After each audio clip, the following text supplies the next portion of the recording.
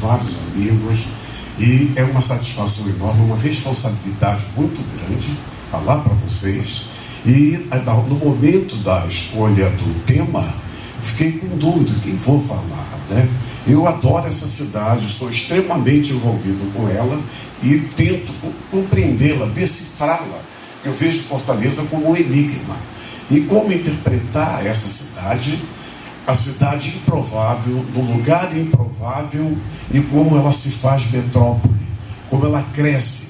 Então Fortaleza, que foi, não, era inexpressiva quando, da de 1799, quando ainda éramos província de Pernambuco, pertencíamos a Pernambuco, só a partir de 1799 que vem existir a província do Ceará. E as cidades importantes do Ceará eram o Crato, era o Icó, era Sobral, era Camocim, era Santa Cruz do Aracati, nas margens do Jaguaribe, e não existia Fortaleza. Fortaleza continuava inexpressiva, tanto que Aquiraz foi a primeira vila, né? E como o poder ficava Aquiraz, Fortaleza, Fortaleza, Aquiraz, e como decifrar a cidade, então, e principalmente considerando os mais de 500 quilômetros de litoral que nós temos. E lá no departamento de geografia nós discutimos muito, temos vários trabalhos orientados para compreender a maritimidade de Fortaleza, uma cidade que tem o litoral e que não era marítima, uma cidade voltada para o sertão e as dificuldades de aportar em Fortaleza.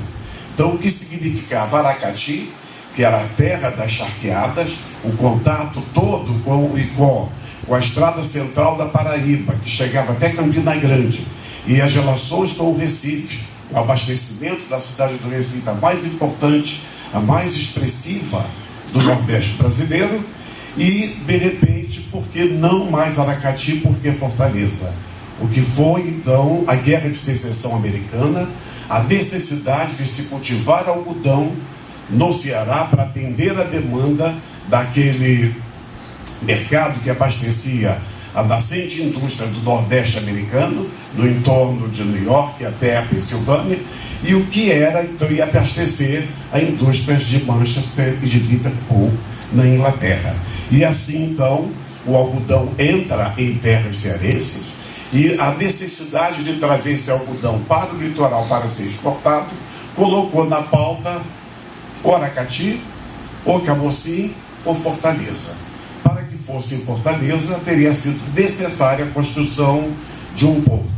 Foi construída a estrada de ferro, a rede de viação cearense, a estrada de ferro de Baturité, em 1872, e dessa forma, então, chega a ser Fortaleza, e ela vai ser, então, a capital do ouro branco. Ela vai assumir importância, vai ser expressiva a partir do momento em que o algodão entra na economia cearense e passa a ser exportado por Fortaleza. E daí porque uma cidade-sertão à beira-mar. Então vejam, eu tenho várias imagens para mostrar. Eu estou aqui. E nós vamos ver o que era essa fortaleza. Então, ela era apenas o quê? Uma fortaleza entre o mar e o sertão. A cidade era o centro da cidade. Os primeiros códigos de postura vão surgir lá para 1870, 1880, o que vai regular a cidade, vai fazer com que haja retificação de suas ruas, de suas travessas, e a cidade vai crescendo, e o porto que nós tínhamos era o porto do Poço da Draga. Então, Fortaleza, todo o litoral cearense, com 577 quilômetros, não tem nenhuma baía. Nós só temos duas reentrâncias, a de Camocim e a reentrância do Iguape. E a ponta do Bocuripe era muito pouco expressiva, pouco acentuada para justificar a instalação de um porto. O que foi escolhido, então, da área do Poço da Draga. Ali foi construído o primeiro porto de Fortaleza, e a conexão se dava, então, pela Estrada do Gado. Daí porque que eu vou falar de uma cidade de costas para o mar, como que vai se dar a fortaleza que o sertão tem nessa cidade.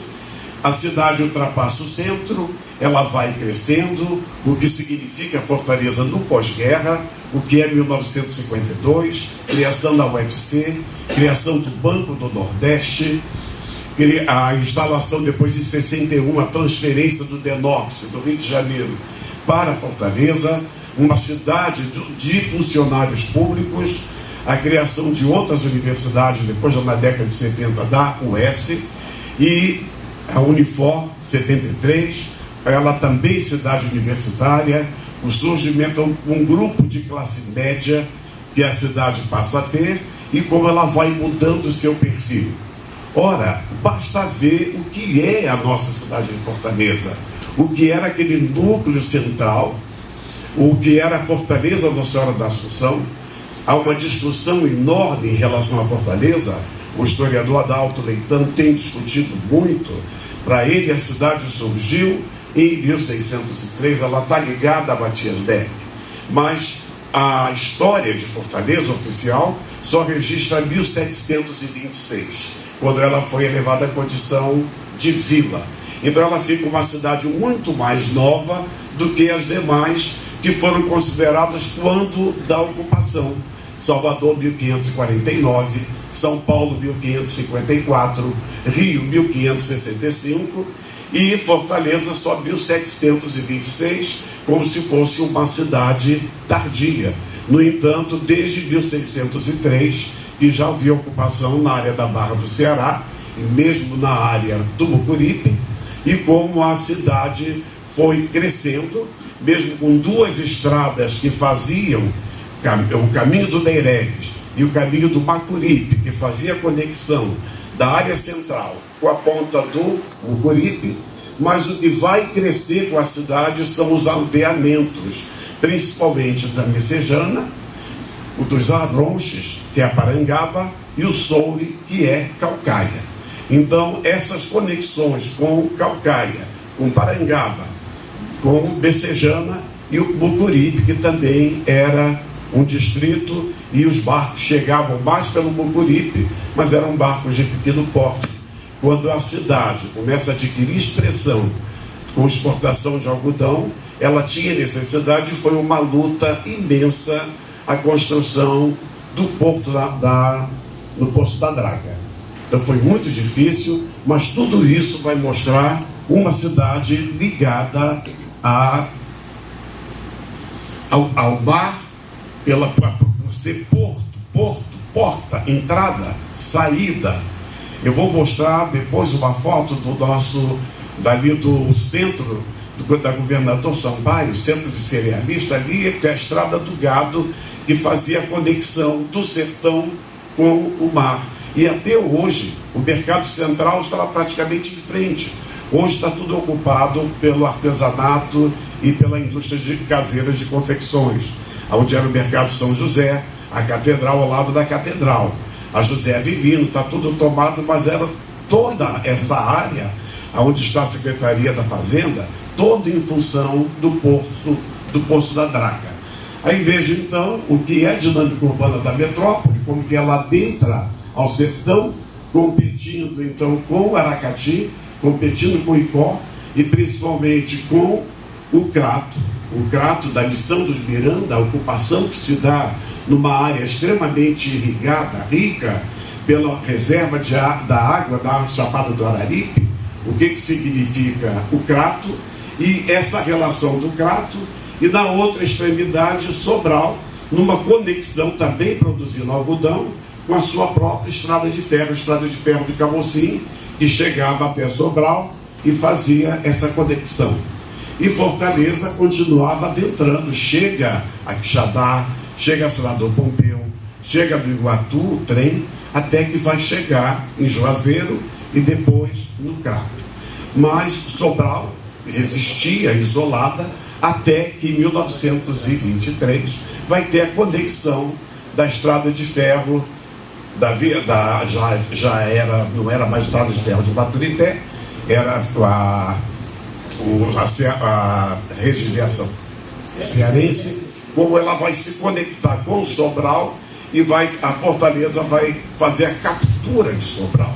Por que Sobral ela é tão preservada? entrou no estágio ficou estagnada, praticamente estagnada, quando os trilhos da estrada de ferro chegam até Sobral, e Fortaleza provoca então essa captura. E daí então Sobral só vai realmente tornar-se uma cidade importante, uma cidade que está na mídia, aparece sempre como um dos melhores lugares do mundo e toda preservada, a partir da chegada da Grandene e os empregos gerados na cidade. Mas Fortaleza foi capturando de uma forma extremamente agressiva o espaço todo que estava à sua volta. Então o centro tradicional, ele se qualifica, se diferencia da metrópole moderna com seu shopping center, torres corporativas, edifícios de luxo, hotéis à beira-mar, condomínios fechados. Então, como que a cidade vai descobrir o mar? Nós vamos ver que a descoberta do mar em Fortaleza só vai se dar. Nosso primeiro edifício voltado à maritimidade vai ser a Mansão dos Portos, o Estoril. O Estoril, que vai ser construído em 1926. E vejam que a descoberta do mar para fins terapêuticos e para fins de balneabilidade esportiva, compreendendo o que é chegar no mar, ela vai se dar já nas margens, na desembocadura do Sena, na região de Honfleur, depois da Riviera Francesa. O mar vai ser utilizado aqui no Brasil já no final do 19. O mar já era utilizado da região do Calabouço, hoje lá aquela área do aterro da Marina da Glória. Depois, o que é em 1892, o bonde chega a Copacabana. Então os sanatórios, vários sanatórios que foram construídos para que tivesse banhos marítimos, e banhos todos eles no sentido que são terapia, eles eram terapêuticos. Os banhos de mar realmente para fins de lazer, só mais tarde que eles foram utilizados. Em Fortaleza o mar não existia praticamente, ele não era, a cidade não dava importância, né, a esse mar. Se nós pegarmos aqui nessa imagem, quando o centro era a cidade, né, sede dos poderes, aí eu chamo a atenção como que essa cidade cresce, mas como com o seu crescimento, a migração, né, dos poderes, o que foi a transferência do Palácio da Luz para o Palácio da Abolição, o que foi a transferência da Assembleia Provincial, que funcionava na antiga Casa da Alfândega, hoje Museu do Ceará, e foi lá para a Ponte Vieira, esquina com a Desembargador Moreira. E por último, a Assembleia, a Câmara dos Vereadores, que saiu, foi para Antonelli Bezerra, quase esquina com a Barão de Studart, e hoje está lá naquela área de Santa Luzia do Cocó. Então veja, esses poderes saem. O penúltimo que permaneceu foi o Fórum, foi implodido, e o Fórum foi também para o lado da Unifor, na região da Água Fria, uma região que foi incorporada à cidade a partir da abertura da Avenida Perimetral, proposta pelo Hélio Modesto, no plano do Hélio Modesto. Então é essa abertura da Avenida Perimetral que vai provocar a construção da segunda ponte sobre o Cocó. A única ponte que existia era a ponte do Atapu, que fazia a conexão e continuava pela a Visconde do Rio Branco, e a Visconde do Rio Branco pegava a Conde D, ao lado do Parque da Criança, e fazia a conexão com o porto, lá na Pessoa Anta. Aí vejam então o que é a cidade, a relação do mar com o sertão, e o que significou a incorporação da região da Água Fria, com a construção da segunda ponte, o prolongamento da Washington Soares, que é o Washington Soares, uma ponte que cedeu logo que foi usada. Se vocês chegarem, quem tiver a oportunidade, pode chegar na ponte atual sobre o Cocó, vai olhar, vai ver uma ponte que está curva embaixo, a ponte curva, ela cedeu e foi construída uma outra ponte, e que o acesso era feito por uma via muito simples, né? Uma via, um areal. A Unifor de 73, Eu dei aula em 77, 78 na Unifor, eu veio do areal para se chegar e só tinha um ônibus de uma única empresa que fazia a Timbira, só que não era Timbira, era uma outra empresa que conseguia chegar até a Unifor, fazer a linha da Água Fria. E como a cidade cresceu naquela direção. Por quê? Porque a cidade era o centro. Aqui nós vemos então na primeira imagem o centro, poucos edifícios, o centro não é verticalizado. Os nossos lotes da área central seguem uma tradição do sertão. O sertão, toda a terra, para ter valor, tem que ter a frente paraguada. E a aguada, para você ter frente paraguada, os lotes foram assumindo uma configuração de uma frente estreita e muito profunda. Então tinha poucas braças de frente e muitas braças de fundo. Quando chega na cidade, se repete a mesma coisa. Aquelas casas estreitas, são poucas casas largas na área central da cidade, então as casas estreitas e fundas. Tanto que quando o Metrofor foi sugerido, ele deveria atravessar a área central, não de forma subterrânea, como ele está sendo feito, ocorre hoje, mas era que pelo fundo dos quintais, que todo fundo daquelas lojas da área central tem alguma forma de cobertura vegetal. Sempre sobrevoa, hoje está desaparecendo, que o comércio, apesar do centro ter perdido todo esse glamour que ele tinha, inauguração do Cine São Luís em 58, com o filme Anastácia, exigência de paletó e gravata para se chegar ao São Luís, se hospedar no Savaná, restaurantes, o Hotel São Pedro, que hoje é sede do CREA, o Lorde Hotel, os vários hotéis da área central, todos os hotéis migraram para a beira-mar. Os serviços migraram para a Aldeota, e depois, com a construção lá do Palácio de Governo Novo, depois do Cambeba, a chegada do Cambeba, então isso foi um atestado de morte do centro da cidade, não do sentido do movimento e da dinâmica, mas muito mais da perspectiva de um centro que não tinha mais o glamour da classe média.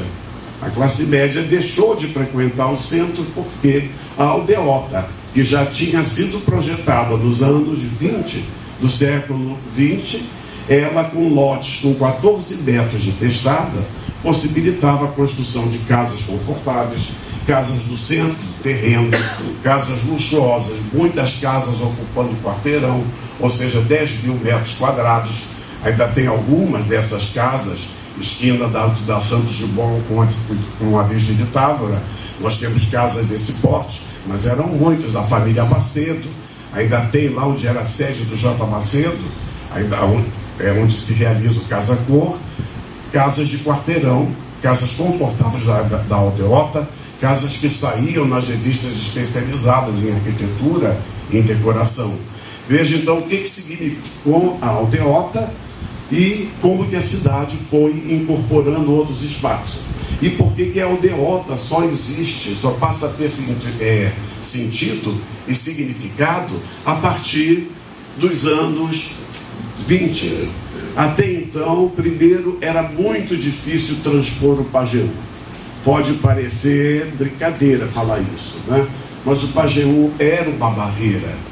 Era uma barreira, e essa barreira não existia na expansão oeste. Por que a cidade vai para Jacarecanga? O que é então a conexão com a porção oeste, como ela chega com a Jacarecanga, o que foi a abertura nos anos 50 da Avenida Bezerra de Menezes, acho que é a avenida mais bonita que a cidade conheceu, arborizada, com pistas largas, a conexão e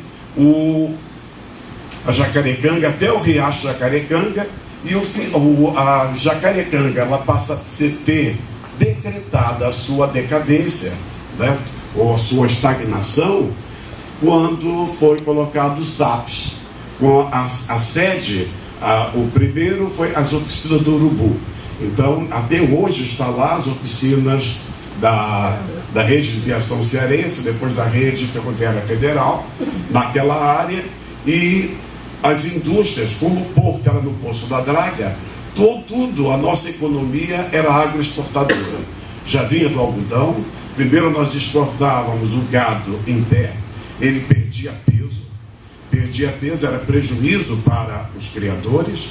Depois, com a charqueada, começou o Ceará a ganhar mais dinheiro, porque em vez o gado ia para os campos de invernada, ele engordava, fazia o abate, aproveitava-se o couro, daí a civilização do couro, o couro utilizado com vários artefatos e vários utensílios, e a carne então passava pela salga para ser exportada. Mas nós tínhamos a oiticica, nós tínhamos o óleo do algodão. O algodão, só da maçã do algodão, vamos tirar a pluma, mas o que fazer com o caroço? Aí o Ceará recebe a Sambra e recebe a Clayton. Então a Anderson Clayton e a Sambra no momento para se utilizar o óleo do algodão, a oiticica e a carnaúba. Então esses tudo vinha do sertão. E a pesca, nós não tínhamos colônias de pescadores. As colônias de pescadores foram implantadas a partir já do Estado Novo como política de defesa do litoral num período de guerra. Então não havia essas colônias de pescadores que nós temos hoje. E dessa forma, então, o Ceará vai se estruturando e como isso vai se refletindo na cidade. Então veja os poucos edifícios da área central de Fortaleza, o que veja então o vazio aqui do Parque da Criança, e veja então a renovação, a Praça do Ferreira, o que é a Praça do Ferreira, e o Dragão no contorno no entorno, né, da área central da cidade. Daí então veja a costa para o mar. Eu quero explorar agora bem o que dá nome à minha fala. Veja a Fortaleza Nossa Senhora de Assunção, mas o edifício da 10ª Região Militar dá a frente para Alberto Nepomuceno, não dá a frente para o mar, né? Então vejam a antiga cadeia, a cadeia velha, depois em Setu, hoje Cearte, dá frente para do senador Pompeu e a governador e a general Sampaio, e as costas para o mar. Lá o edifício da 10ª Região Militar também dá as costas para o mar. Se nós pegarmos aqui a catedral, quase as catedrais ficam próximas do mar. Aqui esse desenho é do Campelo Costa, arquiteto, está em exposição lá na Unifor, esse trabalho dele, né? E a obra ainda aqui da catedral. Aí vejam que é a catedral, o prédio mais importante na área central, permanece, mas veja a Santa Casa, da mesma forma, frente para o passeio público, e a lateral totalmente sem nenhuma artisticamente não é trabalhada. A lateral da catedral não tem peso artístico se comparada com a frente voltada para o passeio público. E o mesmo nós vemos na estação João Felipe, o terminal João Felipe da Estrada de Ferro. A frente também é para a Praça Castro Carreira, o antigo cemitério de São Casimiro, né? Como que os fundos para o Oitão Preto. Até hoje, a entrada da favela do Oitão Preto é por trás da Estrada de Ferro. Está lá hoje o prédio antigo do Panorama Artesanal, que foi construído num período em que o centro era valorizado pelo artesanato, e hoje está lá a Escola de Gastronomia do Estado, que está sendo instalada nos prédios do Panorama Artesanal. Mas a entrada do Oitão Preto, margeando a linha de ferro, permanece. Então vejam o que é esse desprezo pelo mar, e quando o mar passa a ser descoberto e valorizado. Aqui é o governador Sampaio, aqui eu tinha a família lá, os chilenos, né, do Mercantil São José. O primeiro, número 1, era na governador Sampaio, como que entrou o período dos supermercados, como que os supermercados foram precursores do shopping center e como que eles, grandes estruturas que foram construídas, e como eles permitiram o crescimento de Fortaleza.